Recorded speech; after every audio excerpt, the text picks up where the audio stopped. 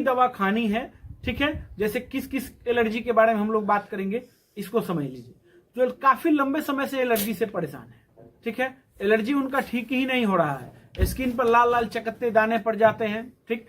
कुछ लोग ऐसे हैं जिनको जो है ये छींकने की समस्या है, बार नाक से पानी बार बार गिर रहा है, 2-3 दिन में ही एलर्जी हो गया, ठीक है, और एलर्जी ठीक ही नहीं हो रहा है। जब तक दवा खाते हैं तब तक आराम रहता है, छोड़ देते हैं फिर सेम कंडीशन हो जाती है, ठीक। तो उनके लिए ट्रीटमेंट में अभी इस वीडियो में बताऊंगा। जैसे कि लंबे समय से एलर्जी चली आ रही है, ठीक, किसी भी डॉक्टर के पास गए, क्या होता है जी, आपको क्या समस्या है, नाक से पानी आता है, ठीक है, मुझे छींकें आती हैं। काफी लोग जो है मुझसे ये कमेंट करके पूछे हुए थे, तो मैंने सोचा इस पर वीडियो बनाना चाहिए।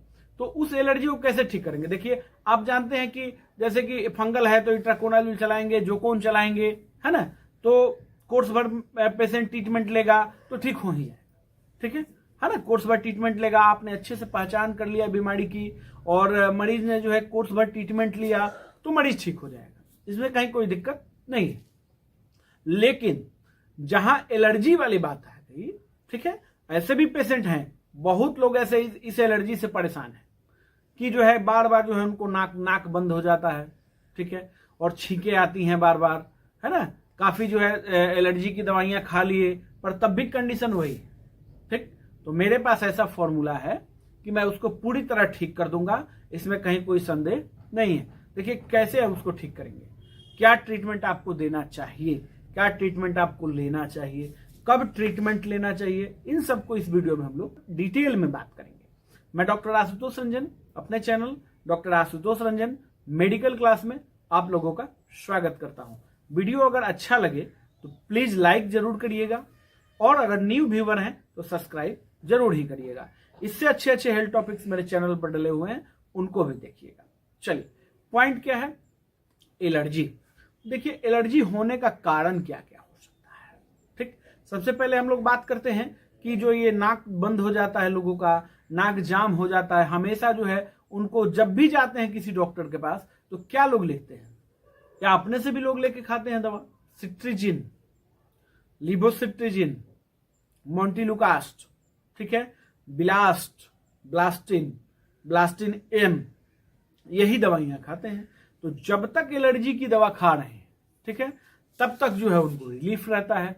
जैसे एलर्जी की दवा बंद कर दिए फिर दोबारा से एलर्जी शुरू, फिर दूसरे दिन से शुरू।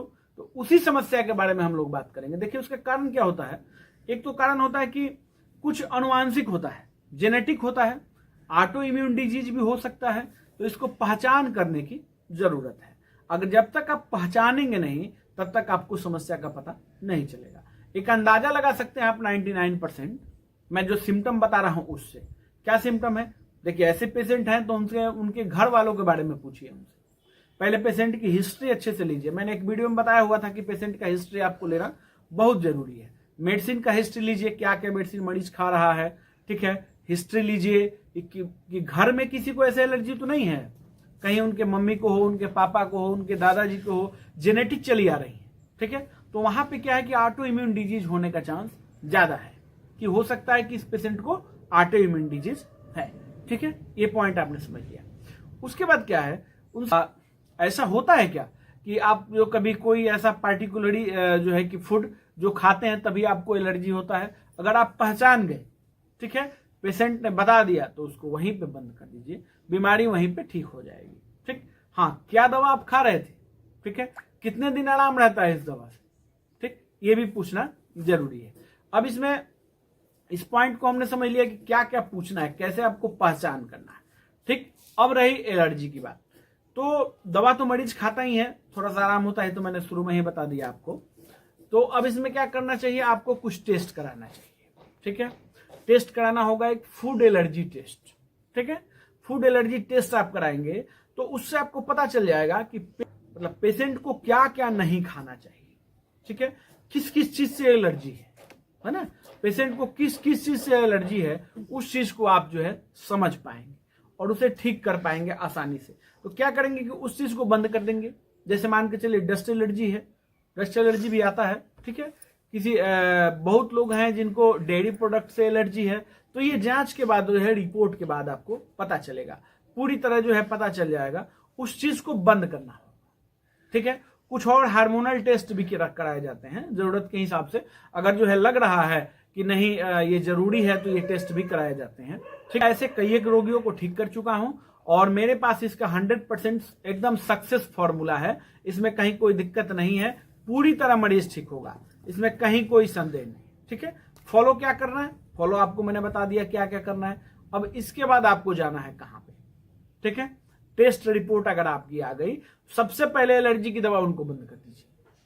ठीक, सबसे पहले एलर्जी की दवा मरीज को बंद कर देना है। ठीक है, हाँ, ऑटो इम्यून डिजीज है तो ऑटो इम्यून को क्योर करने वाली दवाइयां चलती हैं, है ना। बाकी कुछ ऐसी दवाइयां हैं जिनको आप रेगुलरली ले सकते हैं, बट जब तक आपको जो है बीमारी की पहचान नहीं हो रही है तब तक जो है आपको ये सब दवा लेनी है, नहीं तो नहीं लेनी है। प्रकार की एलर्जी है, ठीक, देखिए हमने बताया हुआ था कि सभी प्रकार की एलर्जी में यह दवा काम करेगी। तो सभी प्रकार की एलर्जी में काम करेगी फेक्सोफेनाडिन। ठीक है, फेक्सोफेनाडिन, उसके साथ एक दवा और आपको मिलानी है, जरूर ही लेना है। क्या है कि फेक्सोफेनाडिन एलर्जी की दवा तो है, ठीक, बट जो है कि देखिए कहीं ना कहीं जो है कि एलर्जी की दवाइयों का साइड इफेक्ट होता है, लंबे समय तक आप लेते हैं तो क्या करता है, आपकी इम्यूनिटी को कम कर देता है। इसके साथ आपको जो है विटामिन सी और विटामिन डी जरूर ही लेना चाहिए, ये आपके इम्यूनिटी को भी बूस्ट करता रहेगा और ये एलर्जी की दवा जो है कि उससे नुकसान भी नहीं होगी।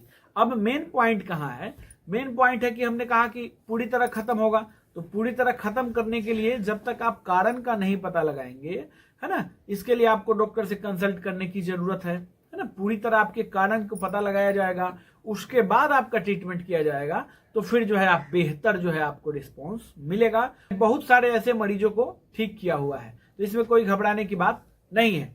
मैंने अपना एक पीडीएफ बुक और वीडियो लेक्चर का कोर्स लॉन्च किया हुआ है, जिसका प्राइस क्या है 501।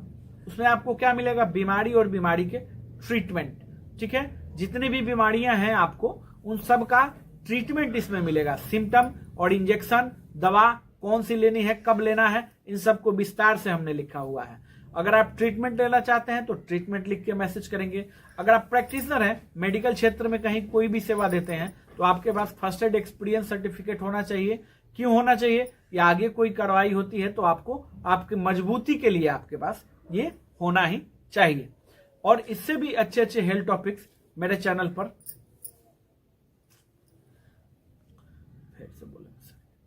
मैंने अपना एक पीडीएफ बुक और वीडियो लेक्चर का कोर्स लॉन्च किया हुआ है, जिसका प्राइस है 501।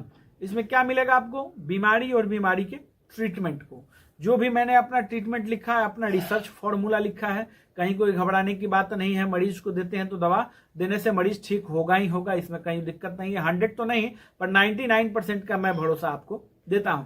जो लेना चाहते हैं मुझे व्हाट्सएप नंबर पे मैसेज करेंगे। 501 इसका प्राइस है, 501 रुपये ओनली प्राइस है। इसमें वीडियो लेक्चर और पीडीएफ बुक दोनों ही मिलेगा। अगर आप ट्रीटमेंट लेना चाहते हैं तो ट्रीटमेंट लिख के मैसेज करेंगे। आप किसी प्रकार से मेडिकल सेवा दे रहे हैं तो आपके पास एक्सपीरियंस सर्टिफिकेट होना चाहिए। वो एक्सपीरियंस सर्टिफिकेट से क्या होगा, आगे आपको जो है काफी सुरक्षा मिलेगी। और ये अगर आपको कोई बना देता है तो अच्छी बात है, नहीं बनाता है तो मुझे मैसेज करेंगे, उसका कुछ चार्ज लगता है, उसको आप इस व्हाट्सएप पे एक्सपीरियंस सर्टिफिकेट लिख के